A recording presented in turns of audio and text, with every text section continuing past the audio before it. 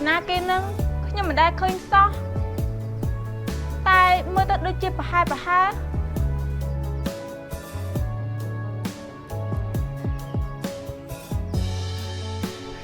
នេះខ្ញុំមិនបានស្ដាំភ្នែកទេនេះគឺជាអាការពិតមែនហាច្រោចគឺយើង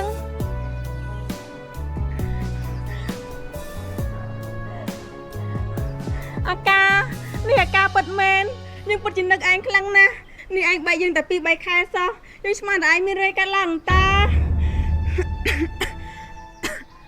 អាចរោចតើឯងកាត់អីហ្នឹងមើលតែមុខឯងដូចជាឆ្លេចឆ្លាំងដល់ហើយនេះពិតមែនហើយគ្នាធ្លាក់ខ្លួនឈឺជាង1ខែហើយ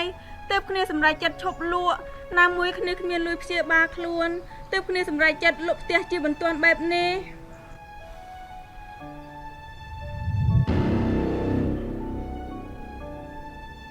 អាចរោច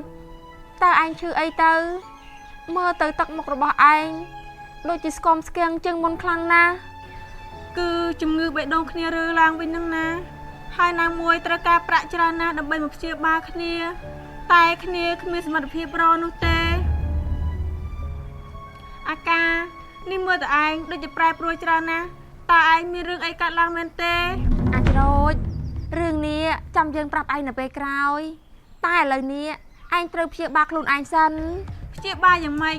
បើគ្នាគ្មានលុយផងបើព្យាបាលត្រូវការលុយរាប់ពាន់ដុល្លារ